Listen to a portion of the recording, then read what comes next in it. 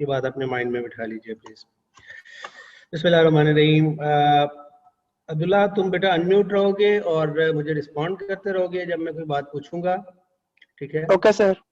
और अगर मेरी आवाज कहीं ड्रॉप होती है तभी आपको बताना होगा कि there is some problem okay with you. Sir. So let's start with the poultry production system. Doctor साहब, हमने ये पहले भी बात की थी कि हम लोग पोल्ट्री उन बर्ड्स को बोलते हैं जिन बर्ड्स को हम लोग डोमेस्टिकेट कर सकते हैं स्पेसिफिकली, और साथ में हमने ये कहा था कि हम लोग डोमेस्टिकेट क्यों करेंगे, ताकि हम उनके साथ अपनी कमर्शियल एक्टिविटीज़ को मेंटेन कर सकें, ठीक है? तो किसी भी जगह पे जब हम डोमेस्टिकेशन की बात करते हैं तो हमारे माइंड में ये होना चाहिए कि क्या कोई ऐसा सिस्टम मौजूद है जो hard and fast rule apply करता हो इस चीज़ के ऊपर कि हमें पोल्ट्री को किस सिस्टम के तहत रियर करना चाहिए। जाहिर है अगर तो दुनिया में सिर्फ एक सिस्टम होता तो हमारा मसला हल हो जाता, ठीक है? हम कहते हैं कि यही एक सिस्टम है, इसी को अडॉप्ट करना है आपने, और जब आप इसको अडॉप्ट कर लेंगे तो उसके बाद किसी के लिए कोई इशू नहीं है उससे आगे या पीछे।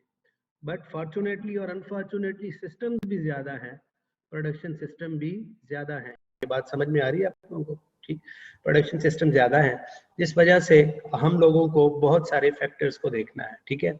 हम लोग प्रोडक्शन सिस्टम्स के ऊपर जाते हैं लेकिन उससे पहले कुछ टर्म्स हैं जिनके साथ आपका फेमिलियर होना बहुत जरूरी है। सीआर, आप समझ रहे हैं? Yes sir. Yes sir. बेटा जब मैं पास लेता हूं तो आप यस नो या इस तरह की कोई बात किया करो ताकि मुझे पता चले कि मेरी आवाज फ्लुएंटली आप तक पहुंच। आप ये समझो कि आप मेरे सामने बैठे हुए हो और मैं आपसे पूछना चाह रहा हूँ चीजों को, ठीक है? Okay sir. There is a term breed. आप इससे है आपको थोड़ा सा आइडिया कि ब्रीड क्या होती है डॉक्टर साहब? सर ब्रीड जो है लाइक इसके किस नस्ल के, जैसे साई वाली ब्रीड्स है, इस तरह हमारे पास वो बफलोज में रहती हैं, लाइक इस तरह हेन्स में या पोल्ट्री सेक्टर में ब्रीड्स है। ओके, सो हम ब्रीड की डॉक्टर साहब बात करते हैं कि एक स्पेसिफिक जेनेटिक पोटेंशियल वाली कोई चीज है, ठीक है? और वो जेनेटिक पोटेंशियल में जो चीज आपको नजर आएगी जिसकी बेस पे आप एक ब्रीड को दूसरी ब्रीड से डिफरेंट कर सकते हैं, वो है उसकी टाइप और उसकी शेप, ठीक है? तो टाइप ऑफ द बर्ड और शेप ऑफ द बर्ड, ये जो दो चीजें हैं ये ब्रीड के साथ एसोसिएटेड है, ठीक है? फिर हम अगर ब्रीड्स के अंदर भी कुछ तब्दीलियां होती हैं, लाइक हम अगर ब्रीड के अंदर कुछ बर्ड्स हैं जिनको एक दूसरे से अलग अलग से देखना चाहते हैं तो हमें किस चीज पे जाना होगा? डायरेक्टली वैरायटी पे जाना होगा, ठीक है? तो वैरायटी जो है डॉक्टर साहबान ये डील किस चीज के साथ करेगी? कलर के साथ करेगी। और जो कॉम्ब होती है ना बर्ड के ऊपर, आपने देखा है बर्ड के ऊपर कॉम्ब्स होती हैं डिफरेंट, ये एक स्पेसिफिक सिटी है बर्ड्स के लिए, तो उसकी कॉम्ब की शेप किस तरह की है और उसका कलर किस तरह का है, ये दो चीजें आपको ब्रीड्स के अंदर अगर आप लोग डिफरेंशिएशन करना चाहें तो बताएंगे, ठीक है? फिर आगे आता है लफ्ज स्ट्रेन का। बच्चे स्ट्रेन का जो लफ्ज है ये हम लोग आमतौर पे उस बर्ड की फैमिली के लिए बोलते हैं जिनको हम एक स्पेसिफिक ट्रेट के लिए रियर करते हैं। अब ये ट्रेट क्या लफ्ज है? मिसाल के तौर पे ब्रॉयलर के लिए हमारे पास ये बड़ा इंपॉर्टेंट है कि जी उसका वेट गेन बहुत अच्छा होना चाहिए, तो वेट गेन को हमने एक ट्रेट के तौर पे लिया है, ठीक है? तो उस ट्रेट के साथ जो तमाम बर्ड्स एक ही तरह के होंगे उन्हें हम क्या बोलेंगे? ये सेम स्ट्रेन के बर्ड हैं। ओके, बात समझ में आती है आपको? सो डॉक्टर साहब लेवल ब्रीड्स हैं, फिर ब्रीड्स के अंदर वैरायटी हैं, फिर वैरायटी के अंदर स्ट्रेन्स हैं। मिसाल के तौर पे यहाँ पे मैंने दो ब्रीड्स ली हैं और हमने ये कहा कि ब्रीड आमतौर पे शेप के बारे में बताती है। तो आप ये देखें, ये वेयांडोर्ट्स है और ये प्लायमाउथ रॉक्स है, ये दो डिफरेंट ब्रीड्स हैं और इन दोनों का अलग अलग से शेप को हम आइडेंटिफाई कर सकते हैं एक दूसरे से। ओके, ये एक लेवल है। अब आ जाते हैं वैरायटी की तरफ। हमने ये कहा कि वैरायटी में हम दो चीजें देखते हैं, कलर को देखते हैं और दूसरा क्या देखते हैं हम लोग? कॉम की शेप को। तो ओके, 9 तरह की बच्चे कॉम्स हो सकती है। कितनी तरह की? 9 तरह की शेप्स हो सकती हैं कॉम की।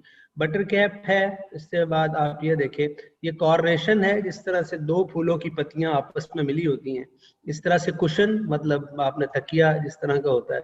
रोज जिस तरह का फूल होता है, सिंगल हो सकती है कॉम, ठीक है?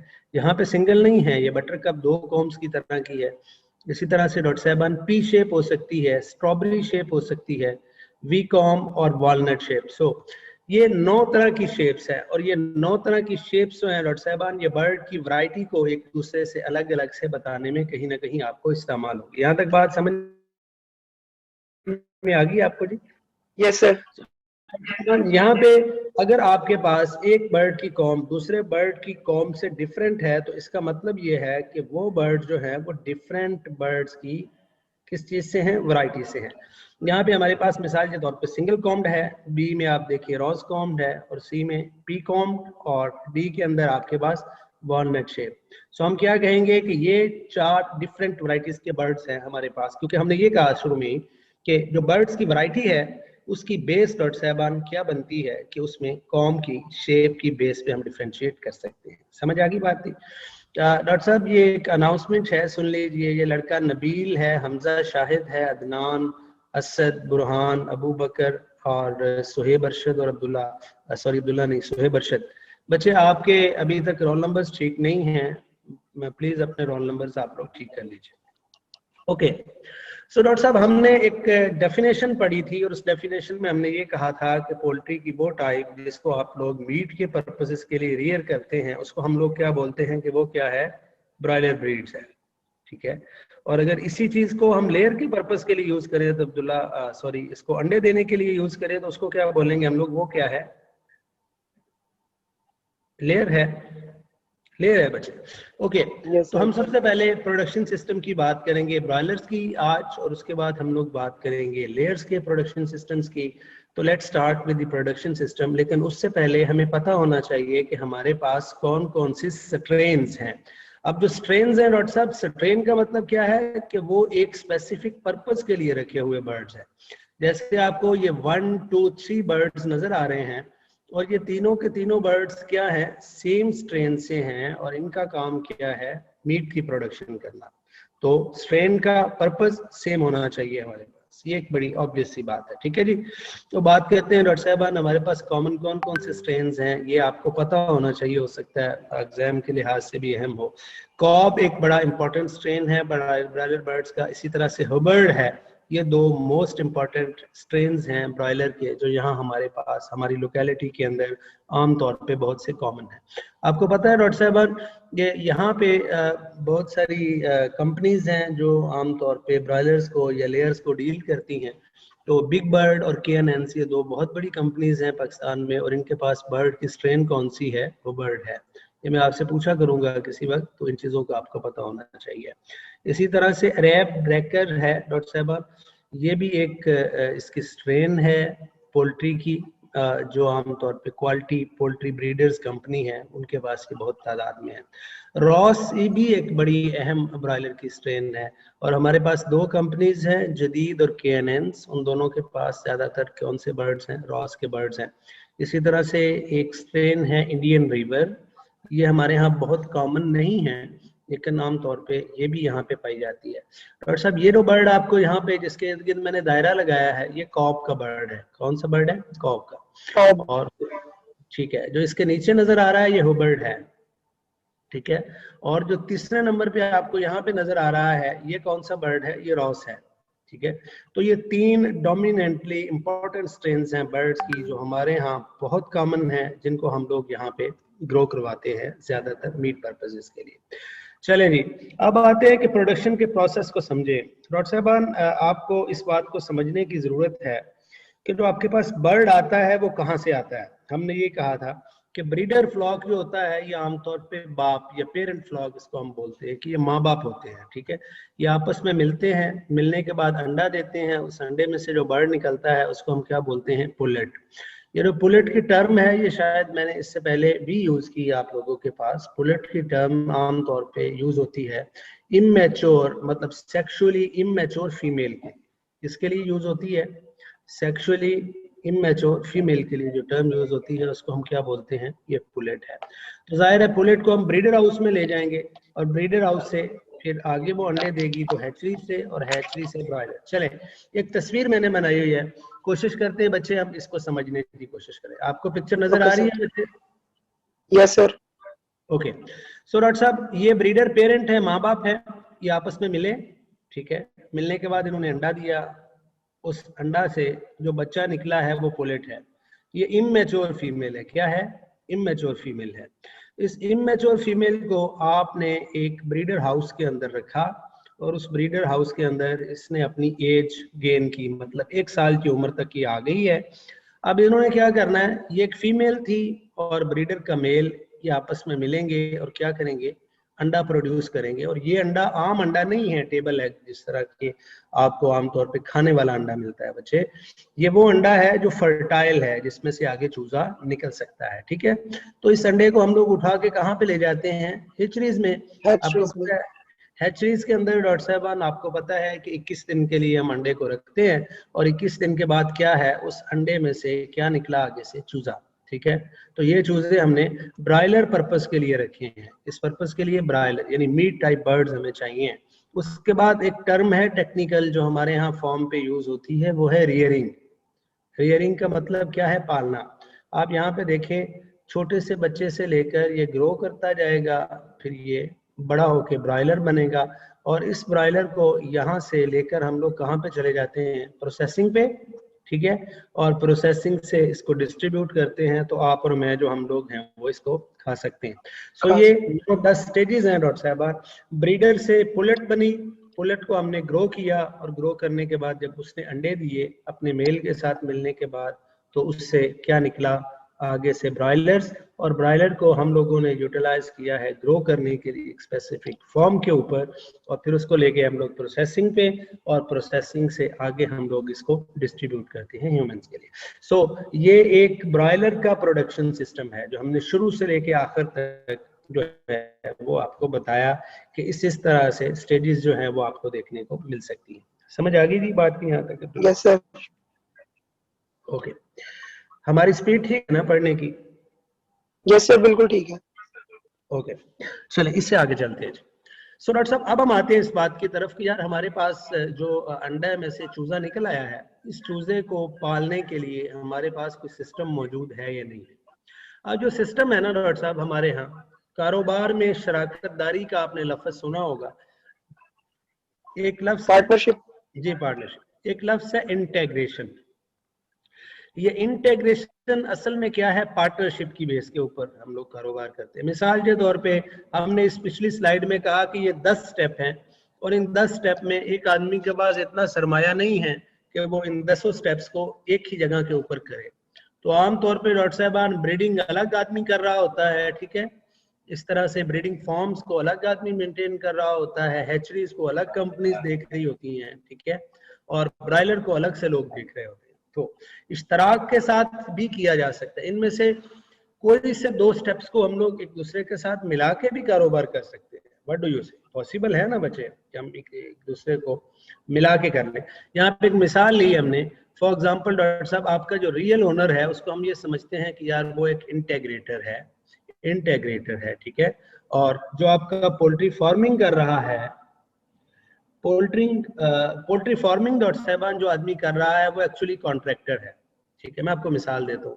एक आदमी है, उसके पास पैसे हैं, वो कहता है कि मैं हैचरी में से चूजा भी आपको फ्री में लेके दे देता हूँ, फीड भी आपको उसकी फ्री में दे देता हूँ, वैक्सीन भी आपको उसकी फ्री में दे देता हूँ। ठीक है, तो ये कौन है, ये काम कौन कर रहा है? एक्चुअली एक इंटीग्रेटर, एक इंटीग्रेटर ये काम कर रहा है। ठीक है, अब उस पोल्ट्री फार्मर ने जिसके पास वो चूजा आया है, जो उसको पाल रहा है, उसकी देखभाल कर रहा है, वो एक्चुअली में इंटीग्रेटर नहीं है, वो मालिक नहीं है, रियल ओनर इंटीग्रेटर है, और जो पोल्ट्री फार्मर है वो आगे उसका कॉन्ट्रैक्टर है। ठीक है, लेकिन ये रियल ओनर नहीं है।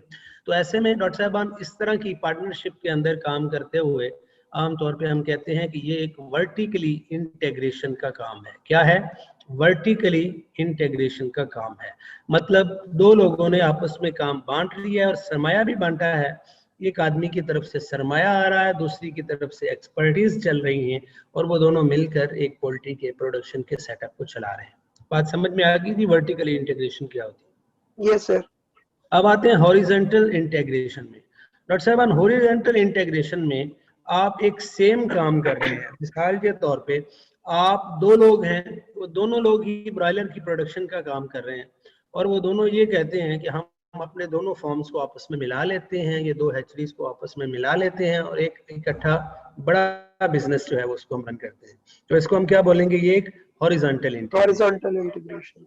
अब आ जाते हैं पैरेलल इंटीग्रेशन की तरफ। डॉक्टर साहब जो पैरेलल इंटीग्रेशन है ये थोड़ी सी डाइवर्सिफाइड फॉर्म है इसी की।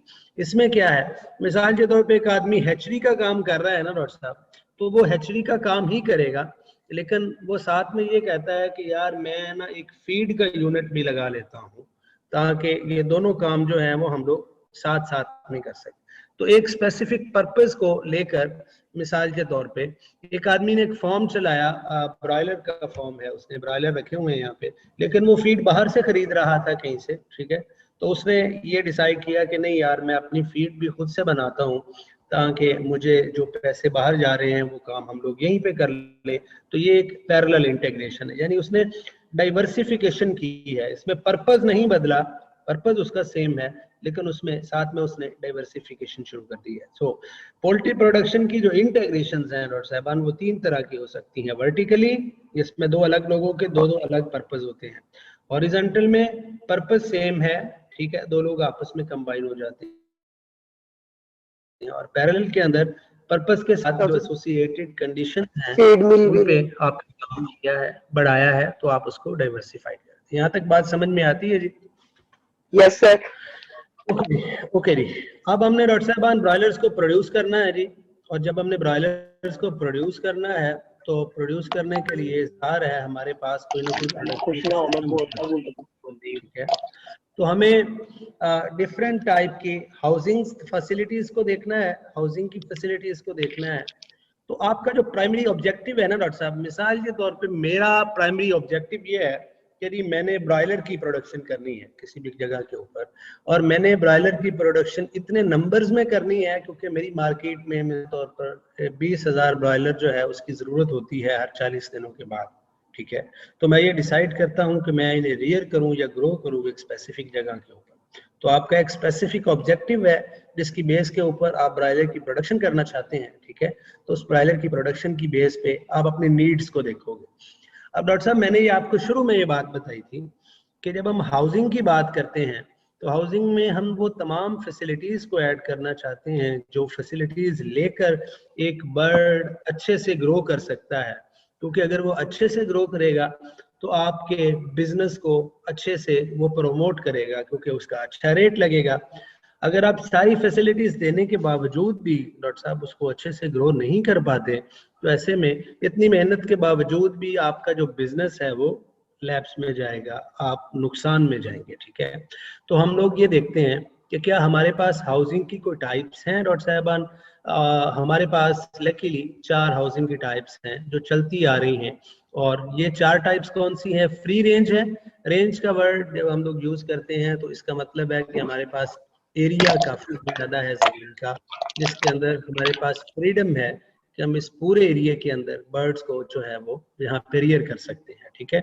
सेमी इंटेंसिफिकेशन की जो हम टर्म यूज करते हैं इसका मतलब है कि हमने महदूद करना है एरिया को। जब हम इंटेंसिव का वर्ड यूज करते हैं तो इसका मतलब क्या है, हम एरिया को महदूद करते हैं स्पेसिफिकली।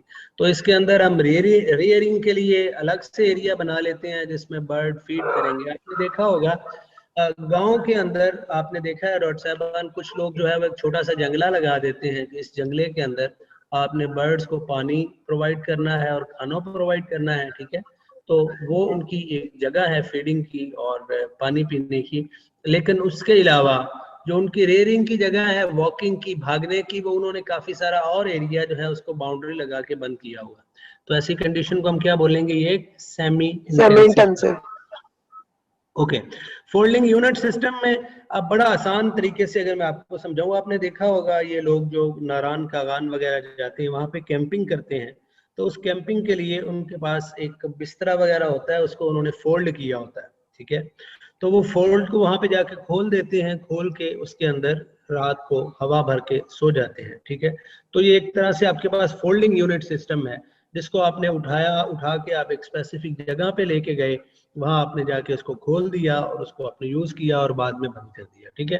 तो अगर इस तरह का कोई सिस्टम हम बर्ड्स के लिए यूज करें, मैं भी आपको तस्वीरें दिखाऊंगा तो शायद चीजें आपको और क्लियर हो जाएंगी, ठीक है। तो इसको हम क्या बोलेंगे, ये फोल्डिंग यूनिट सिस्टम है। अब आते हैं इंटेंस सिस्टम की तरफ। जब हम इंटेंसिफिकेशन की बात मैंने शुरू की तो मैंने ये कहा कि जी इंटेंसिफिकेशन का मतलब ही डॉक्टर साहब ये है इंटेंसिफिकेशन का मतलब क्या है? मतलब ही स्ट्रेट फॉरवर्ड ये है कि आपने एक स्पेसिफिक एरिया के अंदर बंद किया है, आपने एक स्पेसिफिक एरिया एलोकेट कर दिया है कि इस एरिया के अंदर बर्ड्स ने रहना है, ठीक है। तो अगर हम उसको स्पेसिफाई कर दें कि बर्ड्स ने इसी के अंदर इस टाइम के दौरान में रहना है और इसी के अंदर ग्रो करना है, तो ऐसी तमाम कंडीशंस के अंदर डॉक्टर साहब आप क्या बोलेंगे उसको, ये एक इंटेंसिव सिस्टम है, ठीक है। Intensive system. ओके इसकी आगे दो किस्में हैं। अब हमने इंटेंसिव सिस्टम को आगे फर्दर डिवाइड किया है बैटरीज में और डीप लिटर के अंदर। इसकी हम बात करेंगे डॉक्टर साहब। असल में ये है कि आपके पास मटेरियल कौन सा है जमीन पर डालने के लिए, ठीक है। बैटरीज में हम केजीज को यूज करते हैं, पिंजरे इस्तेमाल होते हैं, वायर नेट्स को यूज करते हैं, तो उनका जमीन के साथ कांटेक्ट नहीं होता। जबकि दूसरी सूरत के अंदर आप लोग डीप लिटर को यूज करते हैं। अब डीप लिटर की कहानी डॉक्टर साहब क्या है, आपने जमीन के ऊपर फॉर एग्जांपल ये बुरा नहीं होता जो वुड शेप जिसे हम कहते हैं वो डाल दिया। सर वो जो लकड़ी को खोद के बनता है, लकड़ी को ये बच्चे वही आपने जमीन पे डाल दिया, ठीक है। अब आपने वीक वाइज ना इसके ऊपर, जाहिर है अब एनिमल जो है वो बैठे वगैरह इसी के ऊपर ना जी, इस जगह के ऊपर या वो ग्रो कर रहा है तो वो करेगा। तो आप वीक वाइज इसके ऊपर इसकी लेयर बनाते जाते हैं, ठीक है। तो ये क्या बनता जाएगा, डीप लिटर बनता है, ठीक है। लिटर की जो हम टर्म यूज जो है जी बच्चे, एक्सक्यूज मी सर, ये जो बुरा हम लोग डालते हैं सर, ये तो जो है वो उनका यूरिन टाइप जो बीट वगैरह रहती है उसको तो सर अब्सॉर्ब कर लेता है। जी जी अब्सॉर्ब करता है, सही कह रहे हैं। और सर एक जो हम लोग वो डालते हैं चावल के ऊपर वाली, जिसे हम लोग पंजाबी में तो टाइप कहते हैं, चावल के ऊपर वाला छिलका, तो सर उसका क्या फंक्शन है?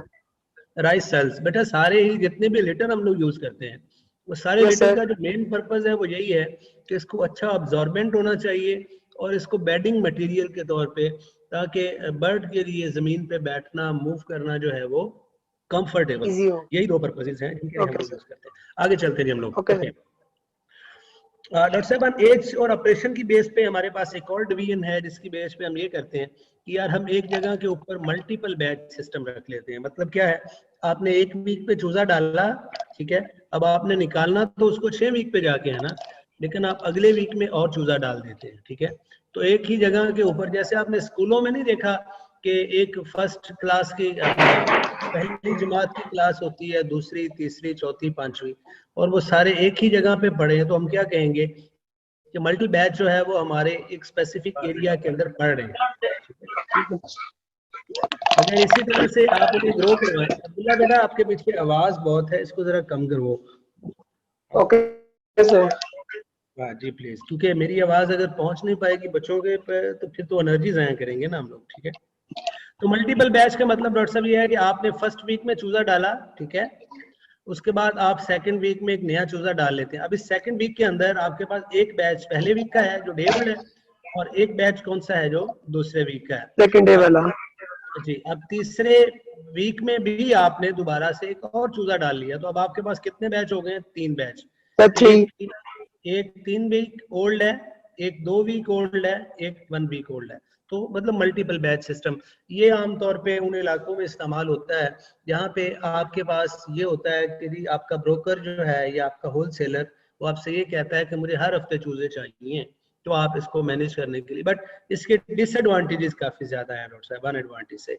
ऑल इन ऑल आउट का मतलब क्या है कि आपने एक एरिया बनाया, उस एरिया के अंदर आपने चूजे डाले और उन चूजों के आने का भी एक वक्त था, मिसाल के तौर पे डे ओल्ड चिक आज आपने डाल लिया है और आपने डिसाइड किया है कि मैंने उसको 39 या 40 दिन के ऊपर निकालना है वहां से, तो इसका मतलब क्या है कि एक ही टाइम पे बर्ड आएंगे, एक ही टाइम पे बर्ड वहां से चले जाएंगे। तो ये डिफरेंट प्रोडक्शन सिस्टम्स हैं हमारे पास जो हमें मौजूद होते हैं।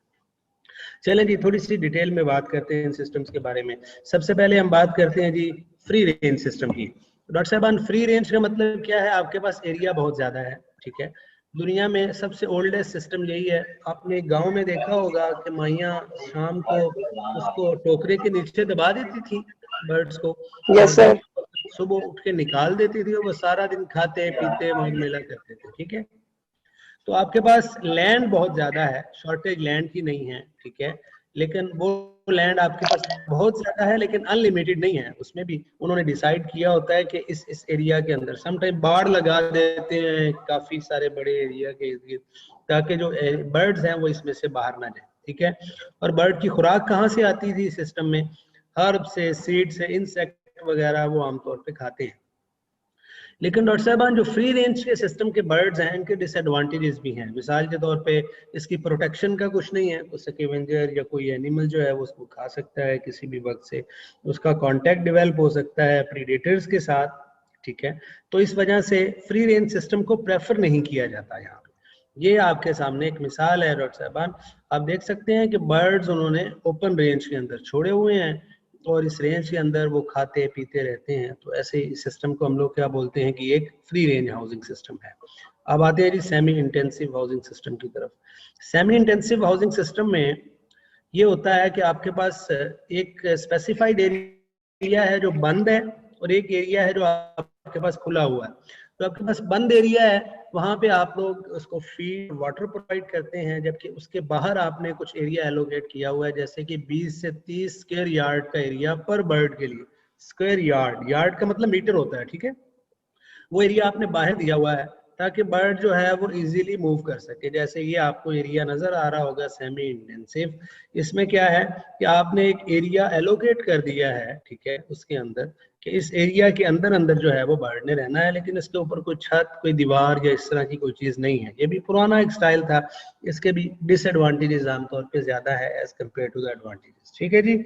आगे आते हैं जी हम लोग फोल्डिंग यूनिट सिस्टम की तरफ। डॉक्टर साहब ये इनोवेशन है एक तरह से। अगर आपके पास बर्ड्स का नंबर बहुत थोड़ा है तो आप लोग एक पोर्टेबल जैसे टेंट होता है, इस तरह से आप नेट को यूज करते हैं और उस नेट को आप जमीन के ऊपर डाल देते हैं, उसमें बर्ड्स को रखते हैं, आप फीड और वाटर उसी के अंदर प्रोवाइड करते हैं। जैसे ये आपको नजर आ रहा है ना बच्चे? Yes sir. नजर आ रही है जी? Yes sir. Okay okay. तो इसके अंदर आपने ये फीडर्स और वाटर्स रखे हुए हैं, आपने कुछ बर्ड्स को पाला हुआ है और इसको उठाकर चेंज भी कर सकते हैं। आज आपने यहाँ पे रखा है तो कल किसी और जगह पे रख सकते हैं। तो इसके भी एडवांटेजेस हैं, लेकिन ये है कि ये आपके छोटे नंबर के बर्ड्स के लिए आमतौर पे इस्तेमाल के काबिल है, जबकि बर्ड्स का जब नंबर बहुत ज्यादा हो जाएगा तब आपके लिए ये काबिल इस्तेमाल तौर पे नहीं रहता। बात समझ में आई है? नहीं है। ओके। यस अब सर। आते हैं इंटेंसिव सिस्टम की तरफ जी। इंटेंसिव सिस्टम का क्या मतलब है डॉक्टर साहब? आपने एक लिमिटेड, आपके पास जो आमतौर पे ऐसे सिस्टम हम लोग वहां पे अप्लाई करते हैं। हमारे यहाँ आज जितनी भी पोल्ट्री कमर्शियल है वो सारी की सारी इंटेंस सिस्टम के ऊपर बेस की हुई है। मतलब एक स्पेसिफिक एरिया आपने एलोकेट किया है, उसके इर्द गिर्द वायरिंग की है आपने और वहां पे दीवारें बनाई हैं। ये हम लोग बिल्डिंग पे इसकी जगह कैसी होनी चाहिए, एरिया कौन सा सिलेक्ट करना चाहिए, फासला कितना रखना चाहिए, इसके बारे में सारी डिस्कशन करेंगे हम अपने आने वाले टाइम के अंदर, ठीक है। लेकिन आप अभी तक ये बात समझ लें कि हमने एक ऐसा एरिया इंटेंसिवली एलोकेट, जैसे ये तस्वीर आपके सामने है, नजर आ रही है ना? इसमें आप देखें तो एक शेड बनाया हुआ है जिसके साइड पे दीवारें। अब बर्ड जब आ गए हैं आपके पास, ब्रायलर मिसाल के तौर पे, आपने इसको 40 दिन के लिए रखना है, तो जितने भी दिन आपने इसको रखना है उतने दिन ये यहीं पे रहेगा। आप यहीं पे वाटर सप्लाई करेंगे, इसे यहीं पे फीड देंगे, यहीं पे इसकी केयर करेंगे। तो इसमें हमारे पास ऑप्शन है कि हम मल्टीपल बैच रखते हैं या ऑल इन ऑल आउट रखते हैं, बट आज के दौर में सारे ही ऑल इन ऑल आउट ही होते हैं, ताकि क्योंकि इस तरीके के साथ डिजीज की अकरेंस डॉक्टर साहब कम हो जाती है आमतौर पे, ठीक है। अब मैं आपको ये बताऊं डॉक्टर साहब, मिसाल के तौर पे हम लोग, अब आपके माइंड में आ रहा होगा, तो इंटेंसिव में भी आपके पास फर्दर ऑप्शंस हैं। जैसे आपके पास ओपन हाउस होते हैं, जैसे ये एक ओपन हाउस है, ठीक है, जिसके अंदर साइड से रोशनी और हवा आ रही है, जबकि बाकी चीजें आप यहाँ अंदर प्रोवाइड करते हैं। अगर इस रोशनी और हवा को भी हम लोग आर्टिफिशियली मैनेज करें तो तब हम क्या कहेंगे कि ये फुली ऑटोमेटिक आपकी हाउसिंग सिस्टम है। क्या होगा? फुली ऑटोमेटिक आपकी हाउसिंग सिस्टम होगा। तो इंटेंस में भी आपके पास दो ऑप्शंस डॉक्टर साहबान हमेशा से मौजूद रहती हैं, ठीक है जी।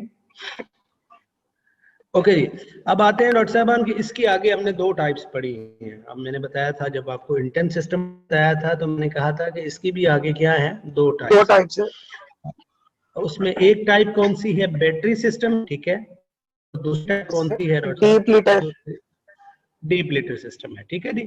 अच्छा, बैटरी सिस्टम की जब हम बात करते हैं तो आपके माइंड में फौरी तौर पर डॉक्टर साहबान क्या आ जाना चाहिए? आपके माइंड में ये आना चाहिए कि एक कुछ ऐसा हमने सेटअप किया है वायर्स का, जैसे पिंजरे होते हैं, ठीक है, या पिंजरे की तरह के नेट्स होते हैं, उनके अंदर आप तौर पे आप लोग बर्ड्स को रख देते हैं। जैसे आपने ये देखें, ये ज्यादातर लेयर्स के लिए डॉक्टर साहबान इस्तेमाल होती है बैटरी। तो बैटरी में क्या है, अगर तो ये ब्रीडर है मिसाल के तौर पे, तो हम लोग क्या करेंगे, एक मेल रख देंगे, 3 या 4 फीमेल्स रख देंगे उसके साथ एक बॉक्स के अंदर, ताकि वो आपस में ब्रीड करें। यहाँ पे बाहर वाली साइड पे आप देखें तो ये ट्रफ चल रही है, ठीक है। इस ट्रफ से इनको क्या मिलती है, फीड मिल जाती है, ऊपर से वाटर मिलता है इनको, और जब ये अंडा देते हैं तो वो अंडा नीचे नेट पे आ जाता है यहाँ पे, ठीक है। तो ये अभी यहाँ पे जो आप देख रहे हैं ये बैटरी 2 मंजिला बैटरी है, ठीक है। आमतौर पे लेयर्स के लिए हमारे यहाँ भी बैटरीज को यूज किया जाता है, लेकिन ब्रॉयलर्स के लिए, चूंकि उनके लिए चलना फिरना भी जरूरी होता है, तो आमतौर पे डॉक्टर साहबान हम उनके लिए बैटरीज को यूज नहीं करते, उनके लिए हम लोग डीप लीडर सिस्टम को यूज करते हैं, ठीक है। बैटरी का एडवांटेज क्या है, आमतौर पर ट्रॉपिकल कंट्रीज में ये ज्यादातर इस्तेमाल होता है। इसमें बर्ड्स की एनर्जी ज्यादा यूटिलाइज नहीं होती, क्योंकि बर्ड एक जगह के ऊपर कंबाइंड रहते हैं, ठीक है। और इसमें आप लोग इंडिविजुअली हर एक बर्ड की परफॉर्मेंस को अलग अलग से देख सकते हैं, क्योंकि वायर्स में से आपको नजर आ रहा है, ठीक है। और स्पेशली अंडा दिया है बर्ड ने, नहीं दिया, इसको अगर आपने देखना है तो आपको जाहिर है इस तरह के किसी सिस्टम को मेंटेन करना हो। तो इंटेंसिव में एक ऑप्शन क्या है आपके पास, बैटरी की ऑप्शन, बैटरी ऑप्शन। ओके। अब नेक्स्ट बात करते हैं जी डीप लीडर सिस्टम की। तो डॉक्टर साहबान डीप लीडर सिस्टम की आपको समझ आई है, चले मैं आपको पहले दिखा देता हूँ। ये देखें, ये नीचे लीडर मटेरियल है, ठीक है। इसके ऊपर बर्ड्स आमतौर पे रहते हैं। स्टार्ट के अंदर ये कुछ आप कम मिकदार में इसमें लीटर डालते हैं, आहिस्ता से जैसे जैसे ये वेट होता जाता है, इस पे ड्रॉपिंग्स आती जाती हैं, आप क्या करते हैं और लीटर ऐड करते जाते हैं, और बहुत सारा लीटर ऐड करते जाते हैं, ठीक है जी। तो उससे क्या होगा कि ये जो है आमतौर पे डीप लीटर सिस्टम में एक पूरी लेयर बन जाती है इस पे। ये बहुत प्रेफर किया जाता है हमारे यहाँ डॉक्टर साहबान, आमतौर पे इसको बढ़ाते जाते हैं डीप लीटर को अनटिल और अनलेस ये 8 से 12 इंचेस तक पहुंच जाता है, ठीक है। कितने तक पहुंच जाता है, 8 से 12 इंचेस, 12 इंचेस तक पहुंच जाती है इसकी depth. Most of the time जो बर्ड्स के पेन्स हैं जिनके लिए रिकमेंड किया जाता है डीप लीडर सिस्टम, वो आमतौर पे 250 के करीब बर्ड्स अगर आपने एक फ्लॉक में या एक पेन में रखे हुए हैं, आप उसको रखते हैं। और कौन सा मटेरियल आप यूज कर रहे हैं जी, यहाँ पे स्ट्रॉज है, सॉ डस्ट, ये आपने देखा होगा जो सॉ डस्ट होती है, इसके ऊपर से ये लकड़ी को काटते हैं तो उससे जो डस्ट निकलती है वो, ठीक है, इसको हम इकट्ठा करते हैं। और भी बहुत सारी चीजें हैं, लाइक लीव्स हैं, ड्राई ग्रासेस हैं, इसी तरह से कुछ शेल्स हैं लोग ये यूज करते हैं, इसी तरह से ब्रोकन अमेजेस हैं, इन भी आप यूज कर सकते हैं। तो मकसद क्या है डीप लीटर सिस्टम का, मकसद डॉक्टर साहबान ये है कि आपने इसको आहिस्ता आहिस्ता से इसके ऊपर इंक्रीज करते जाना है लीटर की मिकदार को, ताकि उसके एब्जॉर्बेंस के लेवल को हम लोग बढ़ा सकें, ठीक है। आहिस्ता आहिस्ता से हम इसको बिल्ड करते हैं। मिसाल के तौर पे हम ये कहते हैं कि जब हम इसको डालते जाते हैं वीक वाइज, तो तकरीबन 2 मंथ के अंदर ये डीप लीटर बन जाता है, ठीक है। और 6 मंथ के ऊपर तो ये बिल्कुल बिल्ड अप हो जाता है, बहुत अच्छा बिल्ड हो जाता है 6 मंथ के अंदर अंदर। और 12 मंथ के ऊपर आमतौर पर डॉक्टर साहबान ये फुली बिल्ड अप हो जाता है, ठीक है। तो हर एक जो आपका हाउसिंग का सिस्टम है उसमें आपने स्पेस प्रोवाइड करनी होती है बर्ड्स को, ये हम लोग आगे भी देखेंगे बड़ी डिटेल में।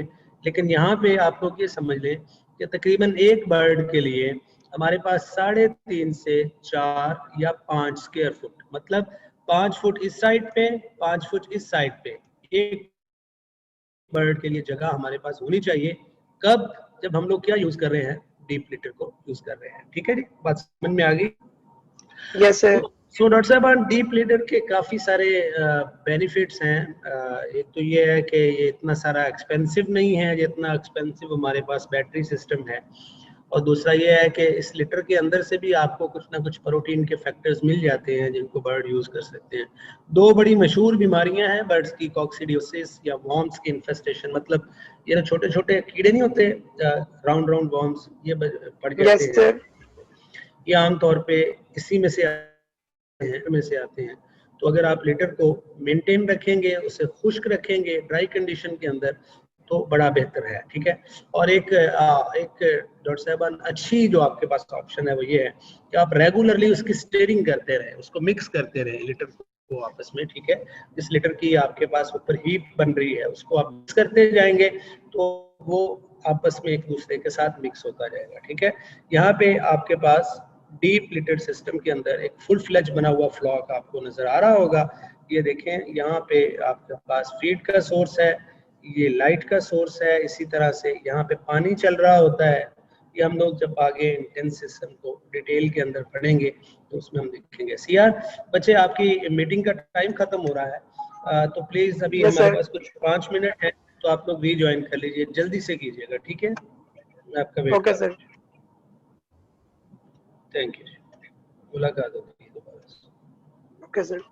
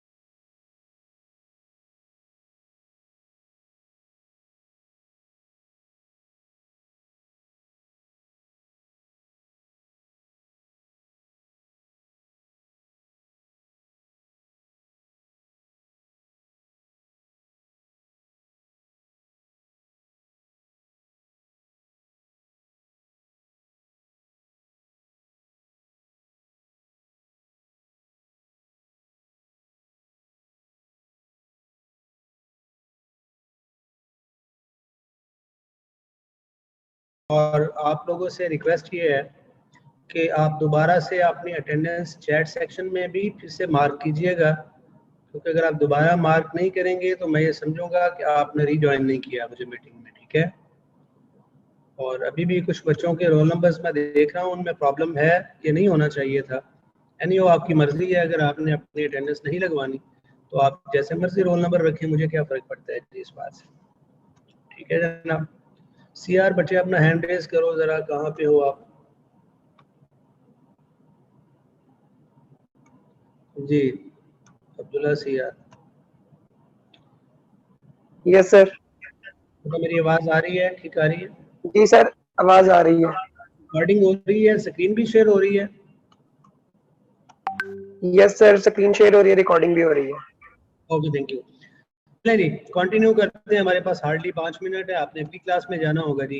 डॉक्टर साहबान, मल्टीपल बैच सिस्टम के बारे में मैं आपको बता चुका हूँ कि आपकी मार्केट का ये तकाजा है। फॉर एग्जांपल कि जी हमें हर हफ्ते बर्ड चाहिए, तो आप क्या करते हैं, आप हर हफ्ते एक नया बैच जो है वो उसको डाल लेते हैं और उनको मिक्स करके रखते हैं। ठीक है, इसके कुछ बेनिफिट्स भी हैं जी। एक तो ये है कि आप अपने रिटेलर को जो उसकी मतलूबा चीज़ है वो मुहैया करेंगे, और दूसरी बात यह है कि आपको लेस नंबर पे फीडर्स और ड्रिंकर्स जो है वो ज़रूरत है उसकी, बहुत कम नंबर्स में आपको चाहिए। ठीक है, लेकिन इसमें प्रॉब्लम ये है डॉक्टर साहबान कि इसमें आप डिजीज़ को कंट्रोल को नहीं देख सकते, और एक और बहुत बड़ा इशू ये है कि आपका फ्लॉक होमोजीनियस नहीं होगा। होमोजीनियस का मतलब कि आपको पता है यार, बड़े बर्ड्स जो हैं वो खुराक खा लेंगे और छोटे बर्ड्स को आमतौर पर खुराक नहीं खाने देंगे। ठीक है, तो ऐसी कंडीशन में कुछ बर्ड जो है वो बिल्कुल कमजोर रह जाएंगे, कुछ बर्ड जो है वो बहुत ज्यादा वो एक्टिव हो जाते हैं। ठीक है, सीआर बेटा, आपने स्क्रीनशॉट लेने हैं क्लास के, याद रखना। सर मैं स्क्रीनशॉट ले रहा हूँ साथ साथ। ओके, चलें डॉक्टर साहब, यहाँ पे आप देखें तो आपको नजर आ रहा होगा मल्टीपल एज के बर्ड्स यहाँ पे पड़े हुए हैं, कुछ छोटे हैं कुछ बड़े हैं, तो इसमें डिजीज के सेपरेट। कभी भी ये सिस्टम जो है इसको अप्रिशिएट नहीं किया जाता, इसकी बजाय हम लोग कोशिश करेंगे कि हम all in all out system पे जाएं। ठीक है, all in all out system का मतलब क्या है कि आपने एक वक्त के अंदर बर्ड्स को अपने फॉर्म के अंदर डाला है जी। ठीक है, आप उसको ग्रो करते हैं, उसकी रेयरिंग करते हैं, और आपने डिसाइड किया हुआ है कि एक स्पेसिफिक टाइम के ऊपर जाके आप उन बर्ड्स को वहां से निकालेंगे। बात समझ में आ गई है? ठीक है, सो डॉक्टर साहबान, आपके पास जाहिर है होमोजेनियस ग्रोथ आएगी, और एक बड़ा इसका इम्पोर्टेंट फायदा ये है कि आपको जब आप एक फ्लॉक को निकाल लेंगे, दूसरे फ्लॉक को डालने से पहले आप अच्छी तरह से फॉर्म की सफाई कर सकेंगे, तो आप वहाँ पे क्लीनिंग एंड डिसइंफेक्शन को मेंटेन कर सकेंगे। तो ये ज़्यादा बेटर अप्रोच लगती है एज कम्पेयर टू दैट कि जी आप जो है वो मल्टीपल बैच को एक ही टाइम के ऊपर आप लोग इसको रियर करें। ठीक है, डिसएडवांटेज जो आपके पास आएगा डॉक्टर साहब वो सिर्फ एक ही है all in all out system के अंदर, वो ये है कि आप अपने रिटेलर की मर्जी के मुताबिक उसको माल नहीं दे सकेंगे, तो हो सकता है वो मार्केट में आपके साथ उतनी देर के लिए इंटैक्ट नहीं रहे। ठीक है, अब यहाँ पे आपके सामने मिसाल है ऑल इन की। आपको डे ओल्ड चिक्स नजर आ रहे हैं जी, सारे के सारे एक उम्र के हैं। और इसके बाद आपके पास ऑप्शन क्या है, ऑल आउट की। जब आप इसकी ग्रोथ को कंप्लीट कर लेते हैं तो आप क्या करते हैं, इसको वहां से निकालने की कोशिश करते हैं। चलिए जी समरी करते हैं जी डॉक्टर साहब। अब्दुल्ला सुन रहे हो बेटा? जी सर सुन रहा हूँ। ओके, समरी डॉक्टर साहब करते हैं। हमने बात शुरू की थी कि ब्रीड होती है, फिर वैरायटी होती है, फिर स्ट्रे। फिर हमने ये देखा कि हमारे पास यहाँ पे कॉमन बर्ड्स कौन से हैं जिनको ब्रायलर के पर्पस के लिए यूज किया जा सकता है। फिर हमने डिस्कस किया कि हमारे पास प्रोडक्शन सिस्टम कौन कौन से हैं डॉक्टर साहबान। तो उसकी हमने बेस बनाई कि एक बेस तो आपके पास ये है कि आप ओनर हैं या कॉन्ट्रैक्टर हैं, तो उसकी बेस के ऊपर आप लोग जो है उसकी 3 कैटेगरीज को मेंटेन कर सकते हैं। फिर हमने ये कहा कि हमारे पास ओपन रेंज में या सेमी इंटेंसिव या फोल्डिंग या इंटेंसिव सिस्टम हो सकता है, और उसके लिए क्या क्या चीज़ें हैं, इसका फ़ायदा क्या है, नुकसान क्या है। आखिर में आप लोगों को डॉक्टर साहब मैं एक बात ज़रूर करूँगा जाने से पहले, वो बात यह है कि कोई भी सिस्टम परफेक्ट नहीं होता जी। आपने अपने ऑब्जेक्टिव के हिसाब से चीज़ों को अडॉप्ट करना होता है, और आप अगर अपना ऑब्जेक्टिव अचीव कर रहे हैं एक सिस्टम को लेके, तो आप लोग अच्छे मार्केटर हैं, आप अच्छा काम कर रहे हैं, आप गेन कर रहे हैं। ठीक है, बात समझ में आई है आपको? मेरा दिल था कि मैं आपसे क्वेश्चन आंसर करता अब्दुल्ला। एनी हो, यस सर। आपके ग्रुप मौजूद है, आप उसमें क्वेश्चन आंसर कर सकते हैं जब चाहें। Okay sir. मैं मुझे खुशी होगी, बल्कि मैं प्रेफर करूंगा उन बच्चों को जो सवाल करते हैं। आपकी क्लास का अगली का टाइम हो गया जी, सॉरी अगर मैंने आपको कुछ लेट कर दिया है तो। एनी हो, आपसे इंशाल्लाह मुलाकात होगी जी नेक्स्ट वीक में। अपना ख्याल रखिएगा बहुत सारा। ओके अल्लाह सर। अल्लाह हाफिज। अल्लाह हाफिज सर।